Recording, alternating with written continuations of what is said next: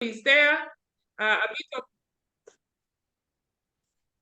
thank you. Actually, we should give that disclaimer that we are recording this webinar. We will not be sharing any names or showing any faces, so you can feel confident and comfortable knowing that. We will also turn off the recording during the Q&A session so that people are able to participate freely. So karibuni everyone. That's just a slide showing my professional journey. And let us get it started and let us have this conversation. So what is making us say, a lot of us call the experiences that we are having in our workplaces toxic. And it's not just workplaces. Most of the time, it's also in our families, in the relationships, intimate or however relationship that you are in. A lot of people say, you know what, I am dating a toxic person. You know, we have a toxic friend, a toxic colleague. What is this toxicity that we are talking about? And before we get into that, I would want to invite all of us to participate in this icebreaker. So I'm sure many of you or all of you are able to see my screen. Imagine you're walking down on a narrow path, you're just taking your morning walk or evening walk, and then you just encounter this huge log in the middle of the path. I would like to see in the chat, and Derek, you can help me to keep tabs. What would be your first reaction if you encountered that log? Please share on the chat. What would people do? And you only can choose one. Would you quickly remove the log? Would you go around it? Would you sit down on it and think about the best way to move it, or would you just jump over it? Just curious. I'm going to check. Just type 1 or 2. I see David Kiao, thank you. Quickly remove the log. 4, jump over it. 2, go around the log. All right. Sit down. All right, remove. Oh, different. So different reactions from people. Yeah, some people would quickly remove it. Others would sit down. Others would go around it. Yeah. Jump. A few jumpers. Curious to see the reactions. Thank you for participating in that. And we'll see where this icebreaker is leading us tonight. So what that little metaphoric example is actually sharing, it's kind of pointing to what we call our temperaments. And our temperaments are the way we represent or behave in the world. You know, how you show up. When you find that law, what is your first response? That depends on your temperament. You know, some of us are going to take more time to understand the log. Why is it there? Who put it there? Just going to jump, continue. Others will go around it. They don't want to bother anything. And so we all represent ourselves differently in the world, and that is what we call our temperaments.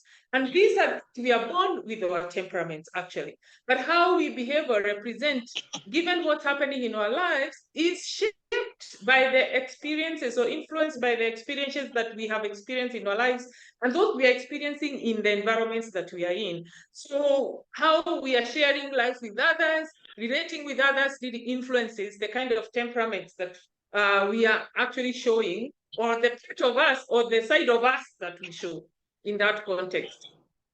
So this is the diagram that actually illustrates what I'm talking about. Many of you have had this. This is available anywhere online. 4 to our 4 temperaments that are quite common. You know, the choleris, the sanguines, the phlegmatics, and also the melancholic. And I will explain this diagram a little bit. If you look my right, which is perhaps your left, you see that red part where it's representing the choleris. And the choleris are people who are a bit emotionally sensitive, but they are also quite extroverted. I mean, we see them, it's not very easy to miss a choleric person. They're very goal-driven, authoritative, they take the lead, they're able to go out there and show themselves to people. With the cholerics, depending on the environment that you're interacting with a choleric person, you may describe them as touchy, sometimes restless, sometimes aggressive, sometimes excitable, impulsive, or even active. And so whatever the choleric is showing or demonstrating in particular environment depends on that environment and how safe they feel in the environment. Then you see the yellow, where we see the sanguines, these are people who tend to be very also extroverted. These people are not very emotionally sensitive. They are more emotionally stable. They are okay to express themselves, even their difficult emotions, their joy, their sadness. These people, depending on when you're interacting or where with them, they will describe themselves as, you may say this person is sociable, is talkative, is responsive, is easygoing, lively, or even carefree. And depends on the context. The greens are the phlegmatic people. These people are also emotionally stable, but they are the introverted side. They tend to be quiet, to kind of keep to themselves, take time before they respond, to read and understand the environment, and then respond.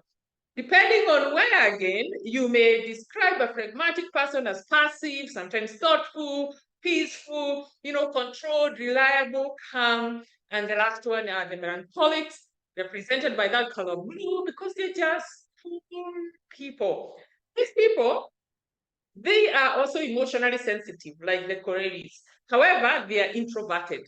So they actually, depending on who is interacting with them, many of us may describe them as moody. Remember, they're emotionally sensitive, so they're not going to put themselves out there. They're not going to say, I need help. They're going not to say that you annoy me or you're annoying. They may perhaps prefer to be, and so we may describe them as moody, anxious, rigid, sometimes pessimistic, unsociable and quiet.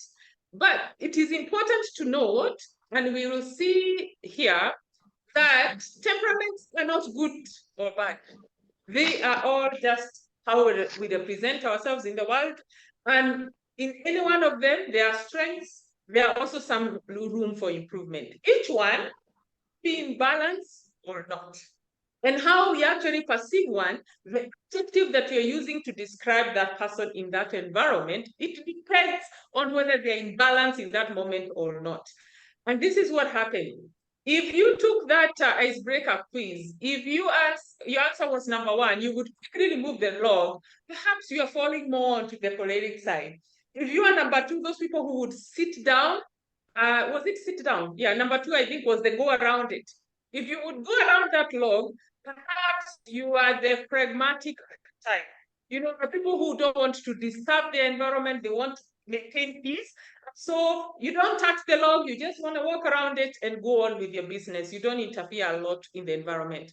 Then if you would sit down, think about the best way to remove that. Perhaps you're more on the melancholic side. What do melancholic people do? Melancholic people actually want to understand the details. They make decisions based on facts. They want the details, they want numbers.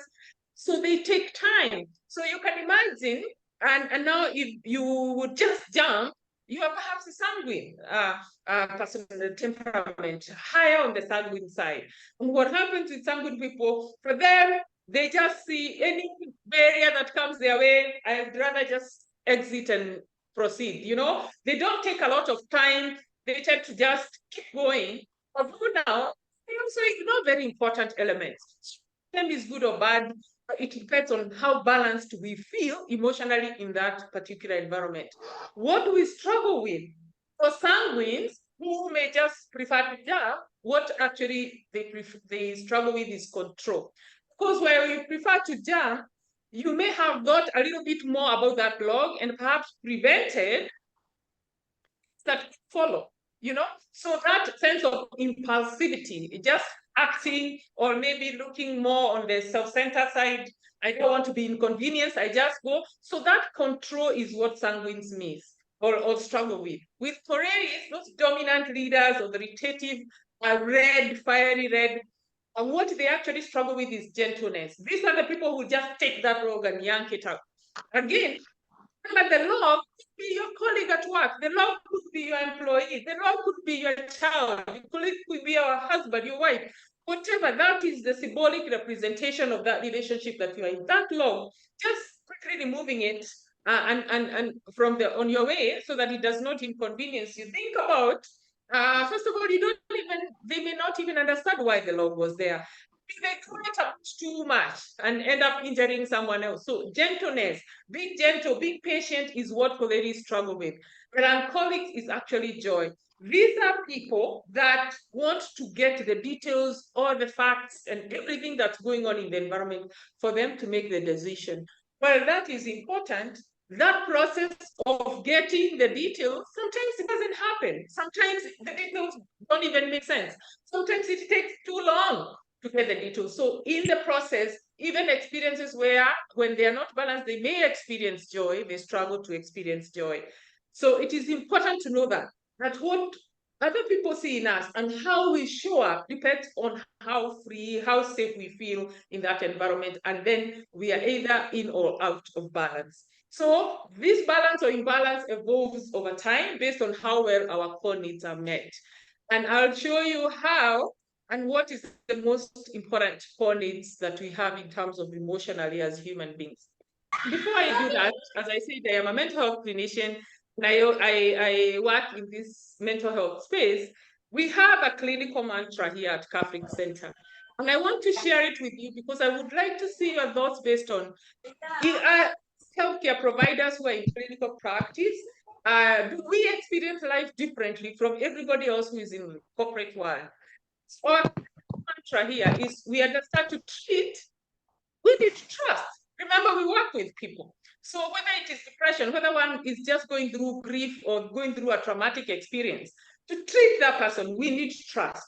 And for us to gain trust from the person, we have to have rapport. And rapport is that freeness and openness that we encounter with the other person that allows us to feel safe to share what is it that we are here or we are wanting to share with the person. And for us to now establish that rapport with the client, that client must feel heard. Otherwise, we can't just say, hey, welcome to Cafric. I'm Irene. I am a therapist. How can I help you? Chances are you may have intended to come and get help, but you're not going to trust me. So psychologically and even professionally, we are trained to understand these things, that you must gain trust of the client. And how do you gain trust? You have to establish therapeutic rapport.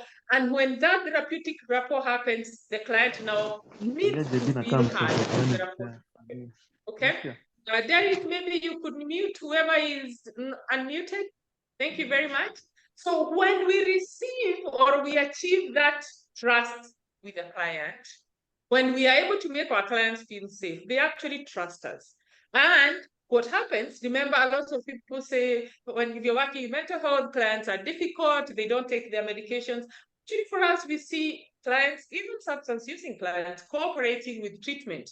And the reason they cooperate, it's not because we are the best, because we have understood this nature of making people feel heard so that we can have the rapport and subsequently have the trust. So we understand that this charity actually begins at home. What does that mean? That this has to start with our team. The team of psychologists who work here, the team of nurses who work here, the team of psychiatrists who work here, they must feel heard by myself and the other leaders in this organization.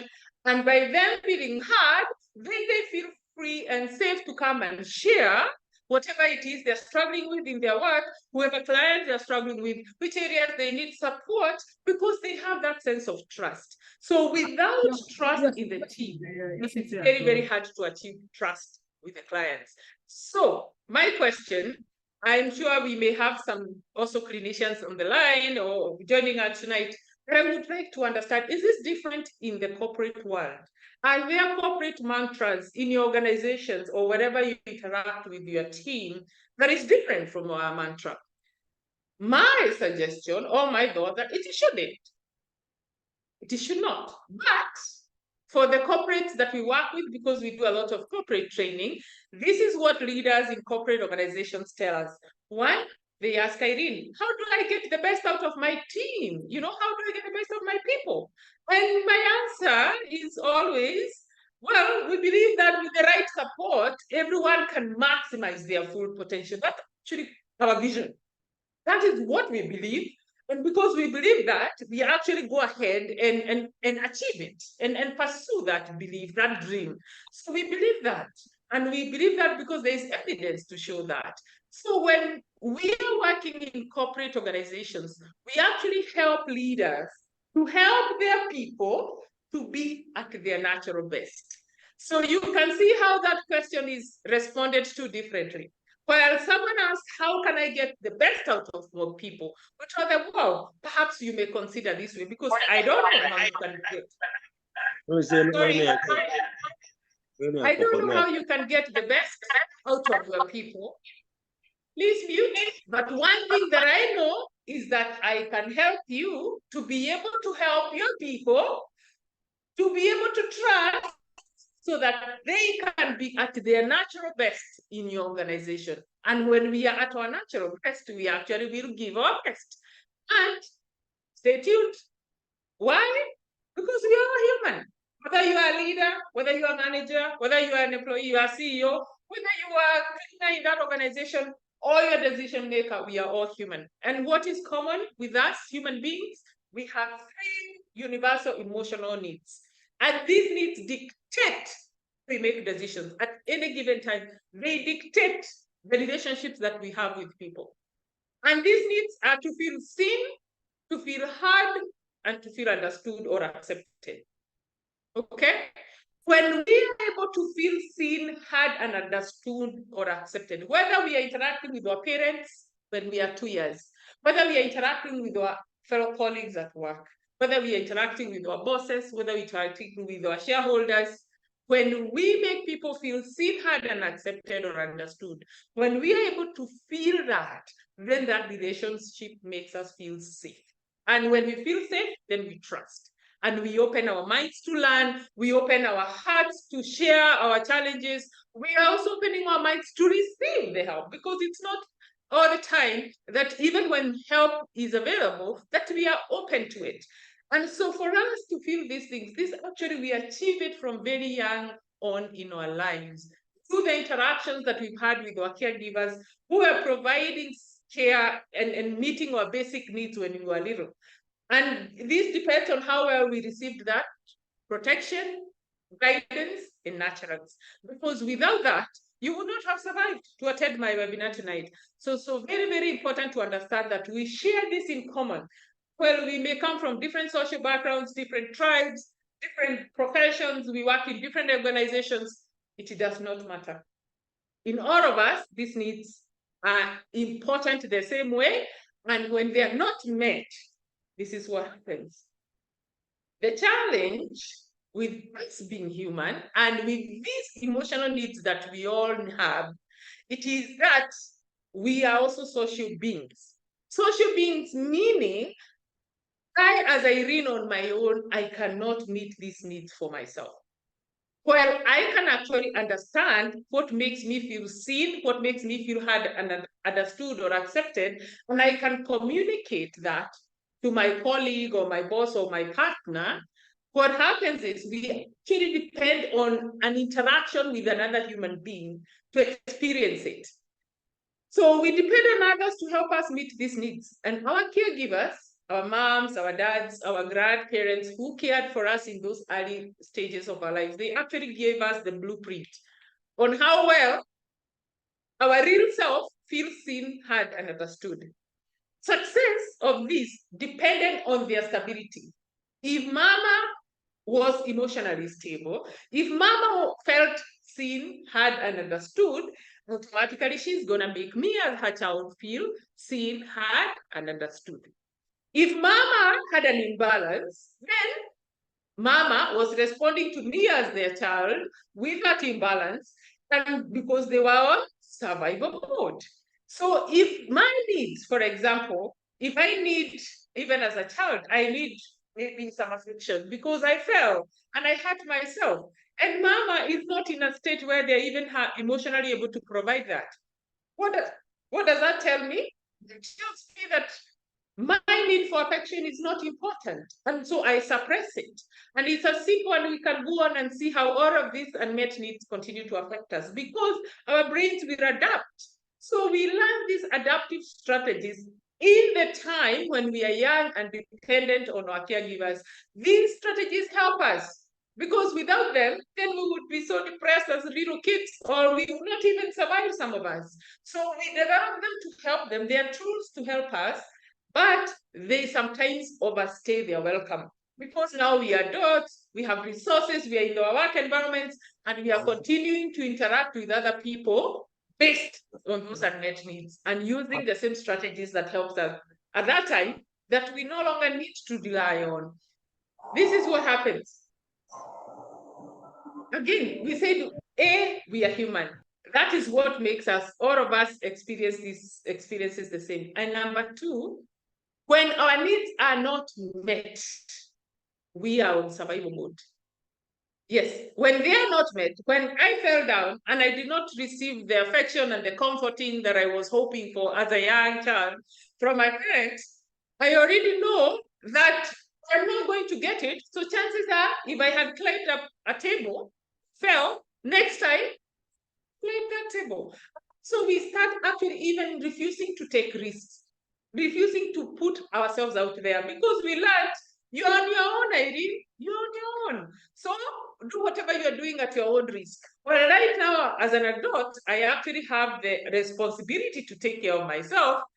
When I did not learn that as a child, that mommy or daddy had my back, what happens is my brain is already on survival mode. Whatever need that was neglected, it keeps you on survival mode and it becomes my trigger even when I'm interacting. This diagram here that you see represents even time immemorial from caveman time, you know.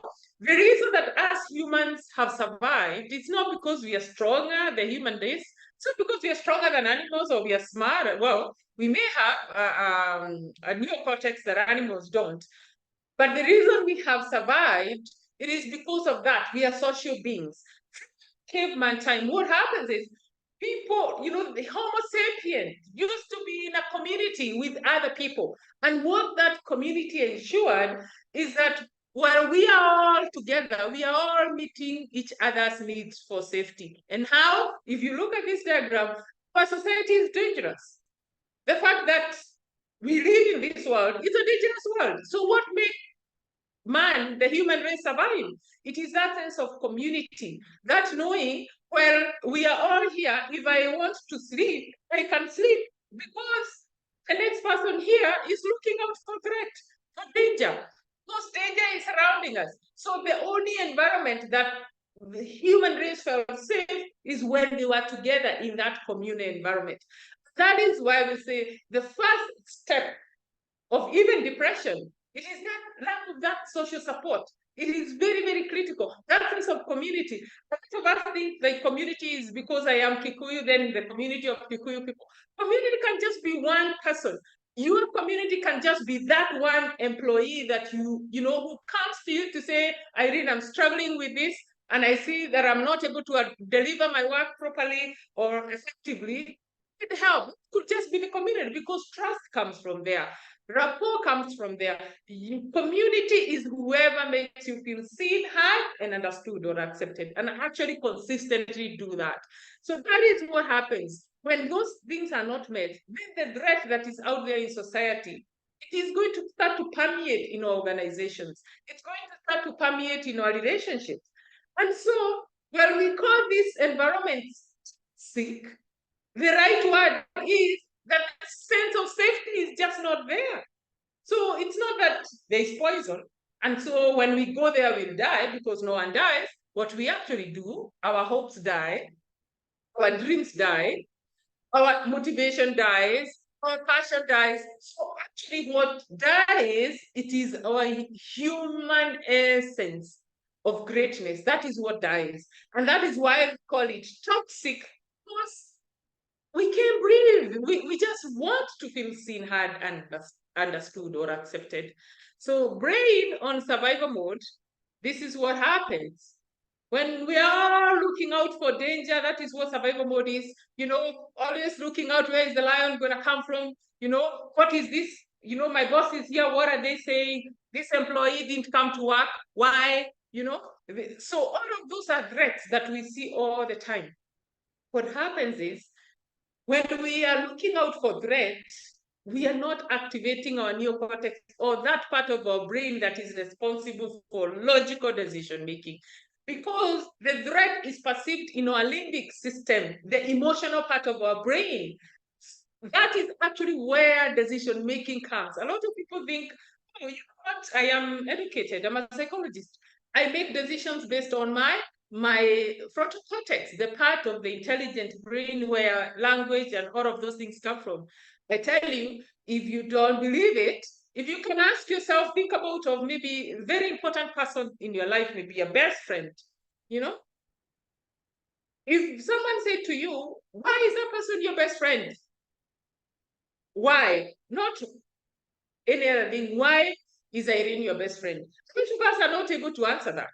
We know, I know how I feel. I know why someone is my best friend. But a lot of us, what we do, we rationalize. We start to say Irene is kind, Irene is, always punctual, Irene is helpful. Rationalization, those are attributes, those are characteristics that you're describing Irene. That makes you like Irene. But why they are your best friend, a lot of us cannot. Why? Because when we feel seen, heard, and understood or accepted, it's not something coming from our logical brain. It is coming from our emotional brain. And our emotions are just that, emotions and feelings. We feel it, and there is no language. That part of our brain have no language. So I think that most of us actually speak out our feelings, like we give it a word. That is because our intellectual brain does that. But there are those things, especially things around safety. We feel safe or we don't feel safe. We cannot say, I think I am safe. No, you feel it or you don't. And so when we are in that survival mode, we actually make decisions or based on a fog. And fog is an acronym for fear. Many of the decisions that people make are fear driven. Fear of what? Shame, fear of failing, fear of being laid off, being fired, fear of all of those things, the stock market crashing, economy, all of those. Others are based on a sense of obligation, that it's my job to do this. And so even when I know that I may do well with a little bit of help, it's my job. I am the manager, I am the leader, I should know better. That sense of obligation keeps us from seeking help and seeking the safety from that sense of community that is in our team that we are working with. And the other one is guilt. G is for guilt. Guilt also, because already came late last month, but I was struggling with something in my family, and now I am not feeling well. I feel guilty to ask for another time off. I feel guilty as a leader to tell my team I actually cannot handle it. I want you guys to leave me alone today because I am not in an emotional state to do that. So what happens when we feel fear, obligation, and guilt because we are on survival mode, we are not able to pay attention to the needs that are not, and emotional needs that we have to actually allow others to help us meet them. What do? We actually act out. So this is the moment of truth here. And I want you to answer this question very, very honestly. As an employer or a leader in your organization, can you remember a decision or an action that was based on fog, that you actually made based on fear of whatever retribution may happen, based on a sense of obligation or guilt? Think about it, and you don't have to share with us, just think. And as an employee, in which ways have you responded to your boss or colleagues from a state of fog? Because we also see very fog driven. For example, impulsiveness of, quitting maybe the job, or, all of this impulsiveness that are very reactive more than they are proactive. You can actually see there was no proper thought of that process. That is what I mean. Being on survival mode, we are always constantly looking out for threat, even when it does not exist. So even when a well-intended support or response is meant for us, the first thing we see is the threat, until we prove later on, oh, okay, now I see what you mean. How many times do we say that? Now I see what you meant. But by the time I see what you meant, the damage of emotional damage I've done to you or you've done to me, it's immense. And that is how we pollute and create those toxic environments, because we are coming in with unmet needs. They're not just unmet in that organizations. They were unmet perhaps from our past lives. We come with them unmet, and they continue to be unmet because many of us formed these survival adaptations. And this is what I'm going to describe in this slide. So how does our fog show up in our workplaces? This is what we learned, that I was shamed or punished for showing emotions. So we suppress our authentic feelings instead of expressing healthy anger, which is very important. Anger is an important emotion, and we should express it in a healthy way. But when we don't express it, we suppress it. We bottle it up. And what happens? It will bubble up and we'll act it out. So while I know that I have been struggling with working with a certain colleague for some time, I learned that expressing emotion is actually not welcome, because my mother showed me that because of how she responded to my emotional needs. So what do? I am now treating my colleague here at Cafric. I am not going to share those difficulties and emotions that I'm feeling that are negative. So I bottle them up, By the time, because they will come out, that pressure cooker is going to burst at a certain point. So I suppress. In the meantime, my blood pressure is going up. I cannot sleep. So I come to work irritable. I go home. I'm miserable to my children, to my husband. And one day I'll come to work, and that colleague that I've been suppressing emotions from is going to bubble up. And I will act out in a way, either hurt myself or hurt them. We call that a toxic work environment. Was it a toxic work environment, or was it just an unsafe environment for this person that they weren't able to actually express that? We did not receive support, so we learned to be dependent. This is another survival adaptations. We learn super independent mentality. Why? Because we don't ask for help. We don't value others' opinions, which is very important in work environments. And we set very high and unrealistic expectations of ourselves and others. And I know you probably know somebody like that in your work environment. This person, because they're so independent, they are on time, they're what needs to be done. But whenever you want to share an opinion or something you think they can improve, or you can improve together, that is your opinion. This is how I do. I have been doing this for so long. I am your boss. I set the standards, I set the policies, follow through. So why? Because we don't know how to receive support. We were not taught to receive support from those who cared for us, because either they did not have capacity to give support, or they didn't know how. So we don't know, that's unforeign to us. When it's unforeign, we also, when we interact with our colleagues or our employees, it's still unforeign. And so we just operate in the world as a tree sprouting from the desert. The third one is we were betrayed by those we trusted, and that many of us, that has happened. So what did we learn? That it is safer to not trust others, especially with our vulnerability. So we often doubt other people's intentions, and sometimes even sabotage good relationships. And we do this a lot in work environments, especially when we are working with teams, especially when we are working with people who have best interest to support us in our group.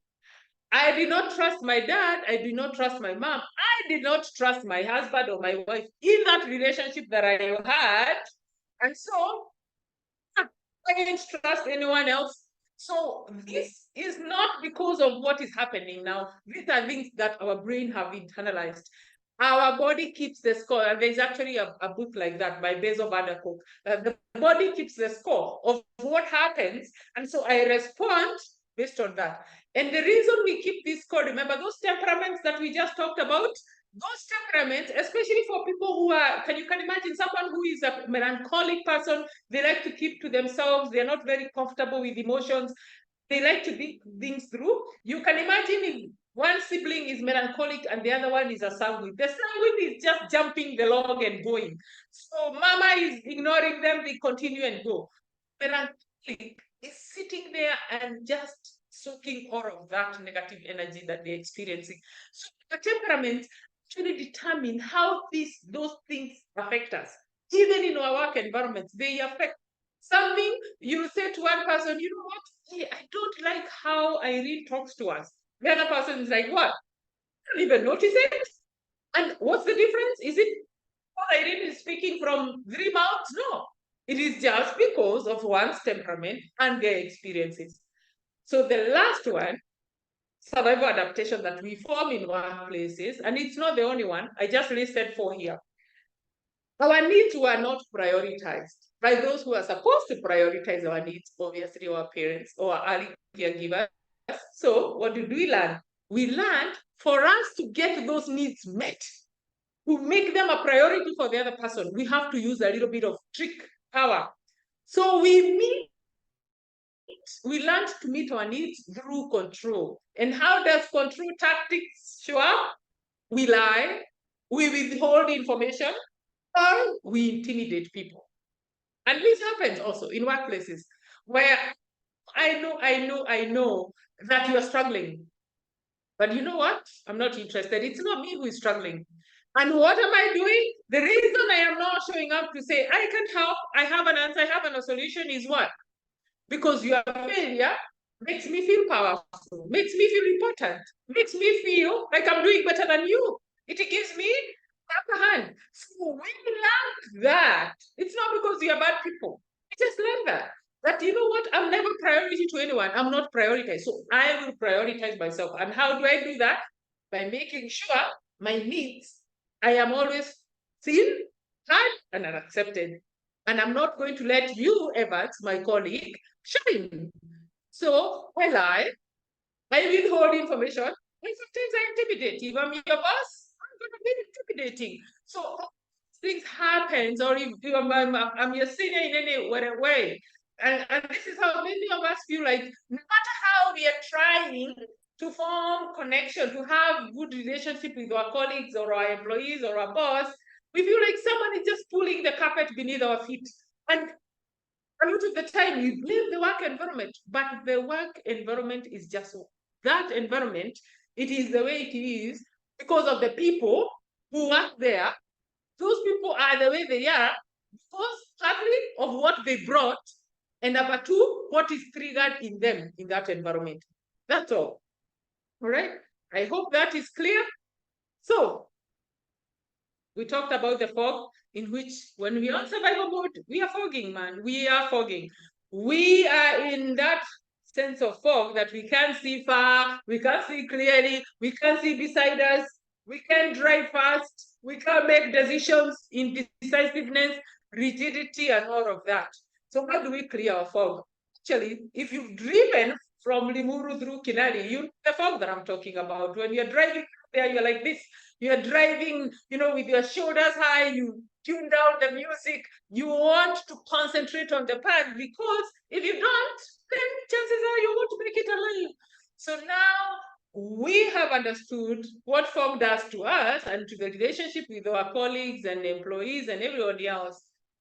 But we need to drive past Canary and on the way to Thika, where I am, where the sun shines and it's roads are clear. There may be a little bit of traffic, but there is clarity.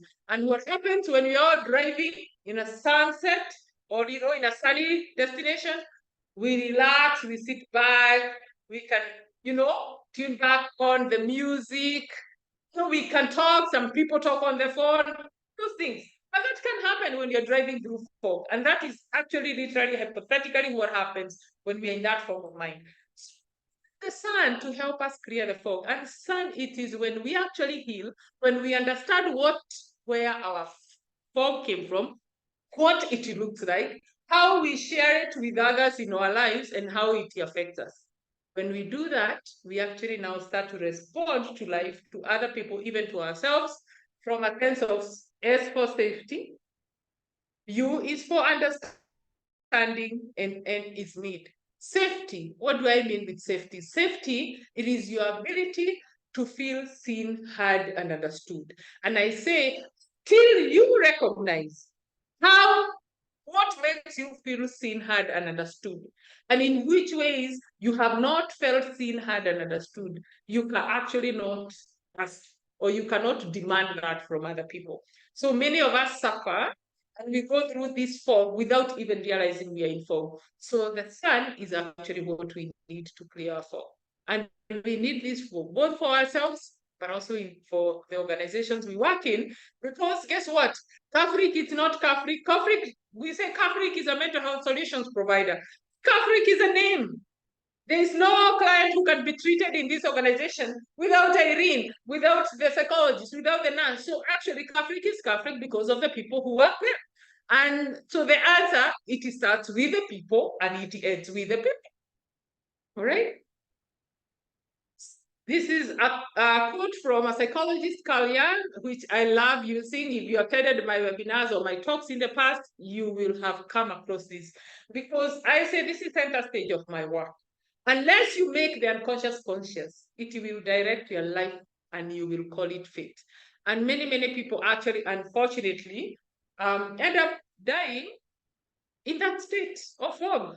And in fog, we do a lot of things. When I do the classes where we go deeper to look at fog, people actually understand what really fog means. You know, we're just using that hypothetical example now. But when we can go deeper, when we are doing therapy one-on-one, we go into those early childhood experiences of people in schools, in all the relationships they've had, in all the careers they've tried, and we are able to pick out all the fog that one has experienced. And when that happens, with every client that I've worked with every client we treat here at Cafric, a lot of people say, what? I did not know that I was fogging so much. So I hope that reflection from Carl Jung makes sense to someone tonight.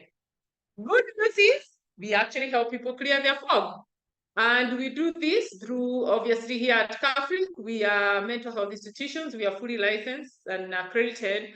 We do have that event where we treat people with mental health conditions, whether it's depression, schizophrenia, or of those psychotic, depressive mood disorders. We also treat anxiety.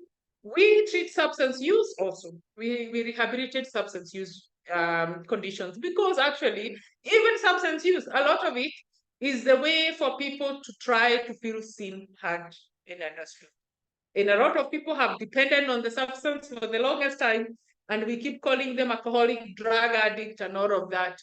But until someone feels seen, until someone feels heard and understood or accepted, they will continue to engage in whatever behavior they are engaging, as long as that behavior makes them feel a sense of that.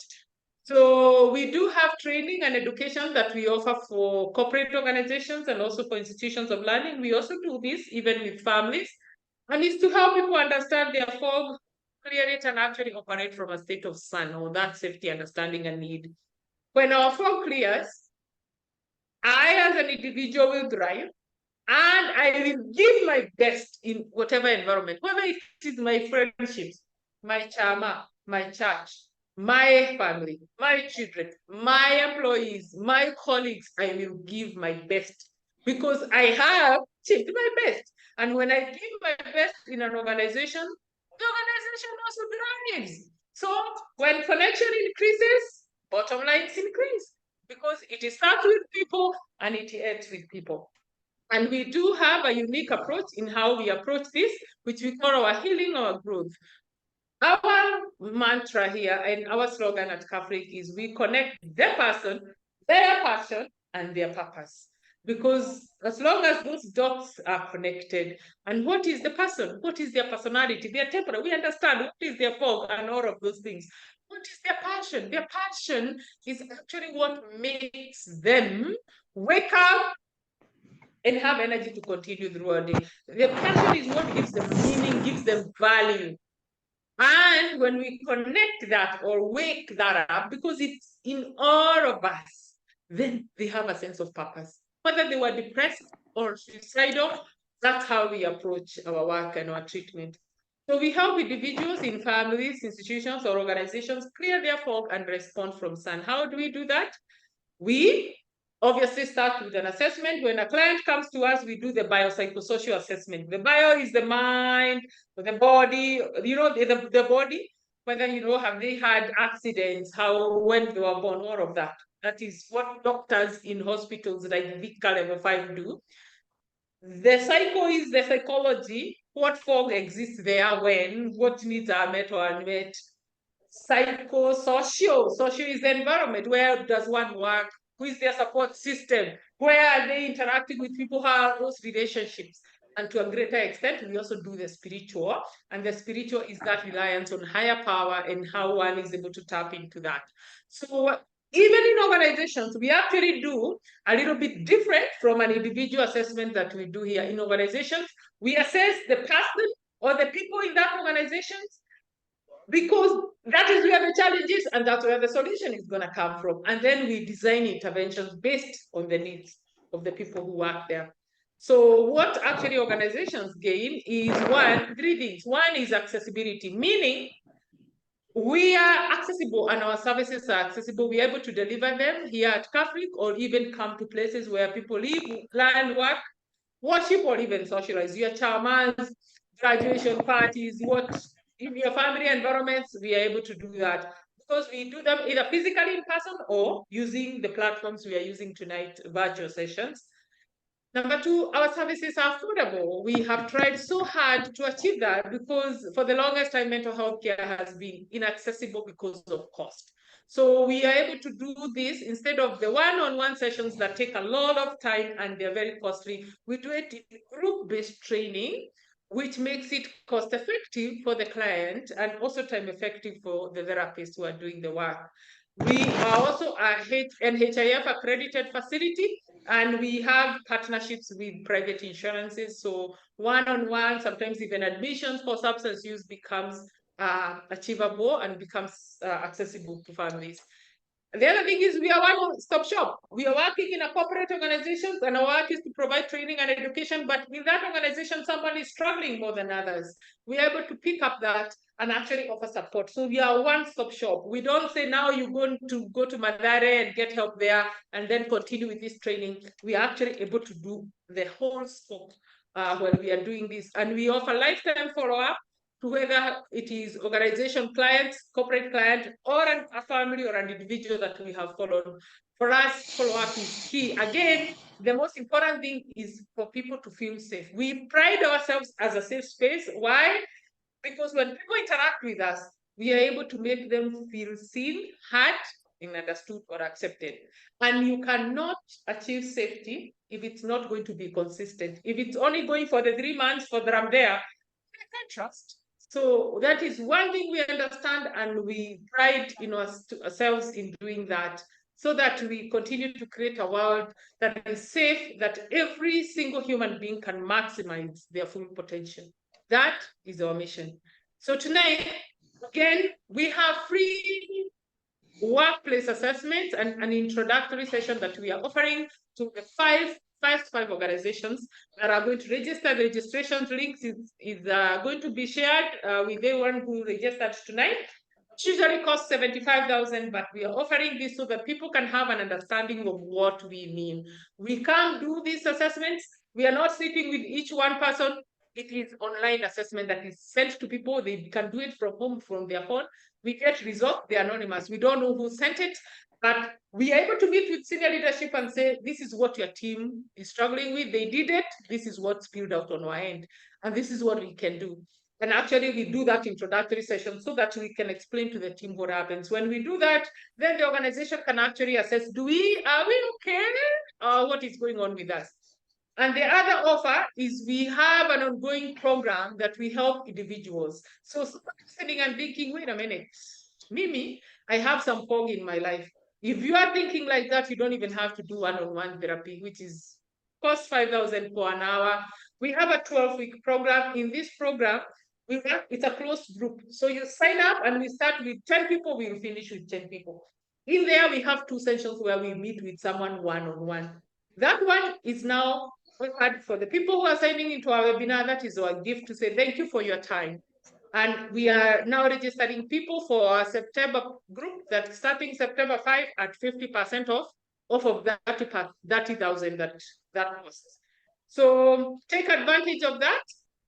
For other services here at Cafric, we treat all of those conditions. I was saying that image you see there, that's our center, that's where I'm speaking from, Cafric Center.